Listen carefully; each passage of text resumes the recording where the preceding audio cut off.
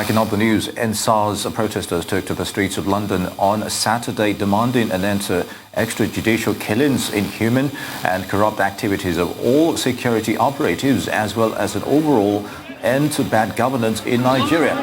Protesters focused on President Muhammadu Buhari, expressing their anger for his handling of anti-police brutality protest against the notorious Federal Special Anti-Robbery Squad.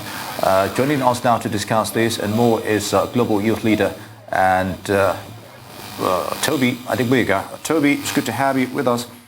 Can you tell us about the youth movement in the UK and what are the prospects for social change and what cues can Nigeria take from this?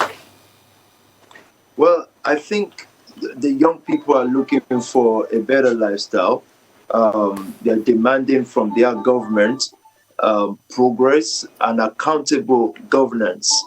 And so what we've done here is to make sure that those who are being paid to give us or being paid by government to give us that lifestyle, we hold them accountable.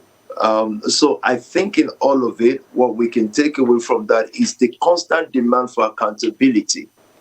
Despite all pressures and all the other things that may be thrown against us, we still stood asking for accountability, because when young people are not empowered, the community will have a big problem with crime, which is what we're beginning to see in Nigeria right now. People just needed a government that can speak to them and can tell them stage by stage what is the plan for the future, which is what we've lacked in Nigeria. So I think the protest that we joined on Wednesday after the killings or the shootings at the Lekki toll in Lagos is for us to put our voice and to let the international media know that the community in Nigeria, young people in Nigeria, are asking for a better life. And whilst joining the protest in London, how impactful would you say they have been? Well, we saw the international media started to speak about this crisis just on Wednesday.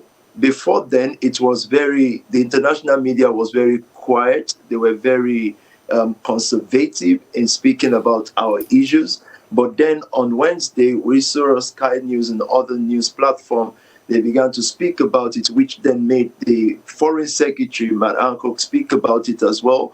And then we're still putting pressure on them because we see the shift now in the narrative. The shift is beginning to look as if people are looting in Nigeria. And we're saying, yes, that may be going on, but that's not the primary issue. This is what came after the issue. So it is quite impactful because more people in the government of the UK are beginning to speak up after the protest. Indeed, Tobi. Now, talking about empowerment, where do you see the role of technology here? We've seen how useful it was in mobilizing protesters of the hashtag NSAS movement. So what do you make of that scenario? I think the street protest has a time span. There's only how long you can stay on the street for. After a week, 2 weeks, maybe 3 in some occasions from history, maybe a month sometimes. But the social media technology became a tool for mobilization, not just of people to speak up about things, but also for raising finances to support those who are fighting the cause on the street. People like us from here, we were able to support the Nigerian protest because of technology. And I think that's where we must put most attention on, even for elections to come up in Africa and in Nigeria. We must put a lot of attention on technology because it's our voice now. That's how we're getting stronger and reaching the world. Well, the vision of your church is to help a rising generation of black leaders. Do you think you're doing that with this protest? Oh, yes. And before the protest, we've been doing that even, in Africa. Let me just focus on Nigeria and the neighboring states, countries. We've been doing that before this protest. During the COVID and before the COVID, we've been given a lot of resources to entrepreneurs because we believe in economic empowerment. When people don't stay poor, they have the right. They have the choice. They can choose between political parties.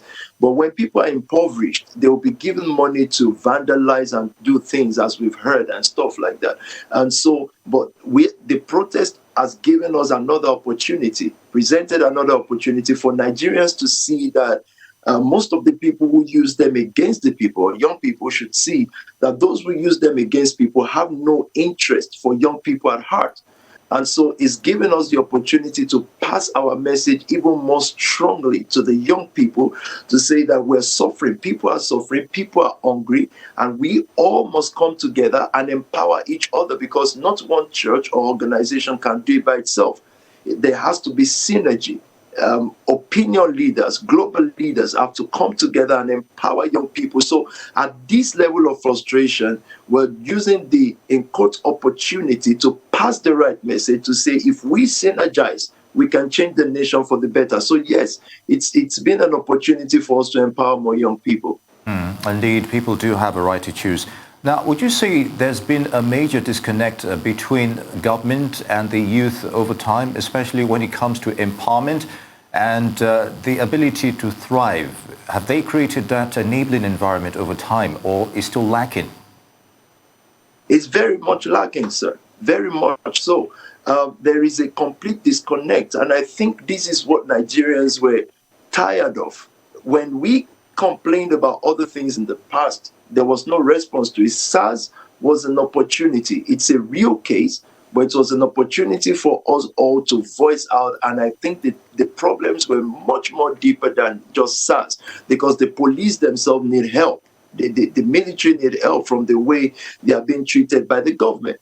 And so once there is a disconnect between the law enforcers and the government that they work for, then the police themselves will be disconnected from us. So, and the local government disconnected from this. So there's a lot of disconnect. And this disconnect is caused by a situation of no accountability. The government don't speak to us. It took us too long for our leaders or leader in Nigeria to come out and address the people. And I know that sometimes you would hear things like, well, we're trying to assess the situation, but at least address the country. Let them know that you feel the pain. And until we work on this disconnect, the trust margin will continue to grow, or the distrust margin rather, will continue to grow. And the people will do, the people will misbehave, in quotes, because they're not hearing from their leaders. So I don't think the government has worked hard enough in creating a connection with the people, because we cannot govern a state where you have no cooperation of your own people. It's going to be a problem.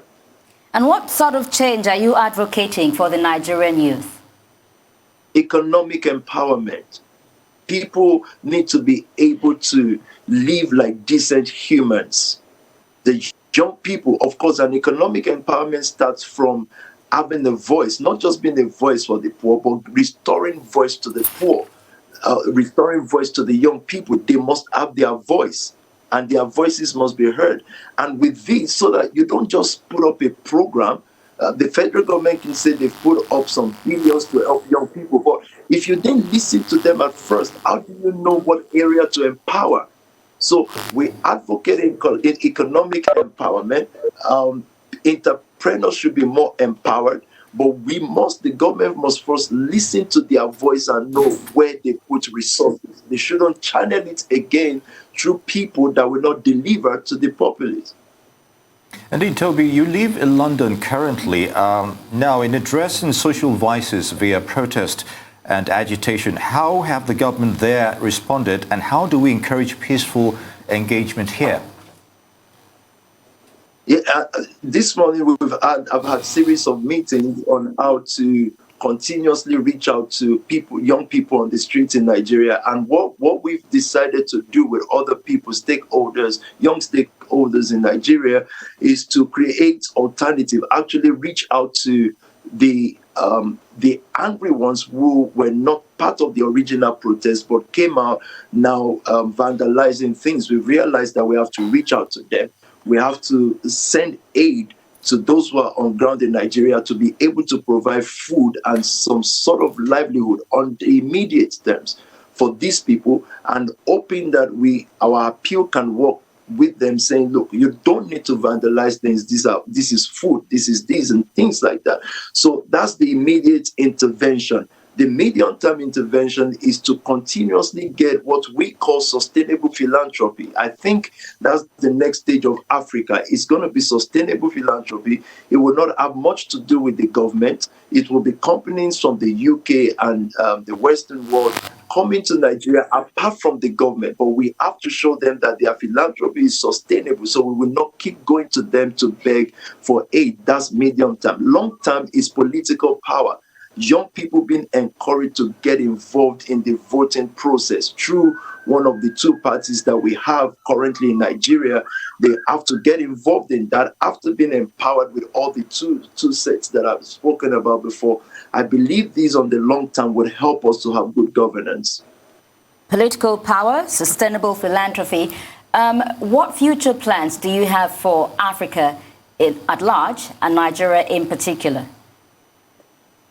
Well, I just want to see a lot of young people rise from poverty. I want them to be free. We cannot have a crime-free or almost crime-free community without young people being positively engaged.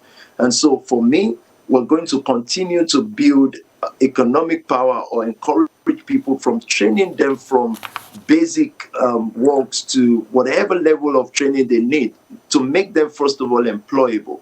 And after that, they can then seek for political offices. So my plan is get the tech industry running very powerfully there. I've got international support from here.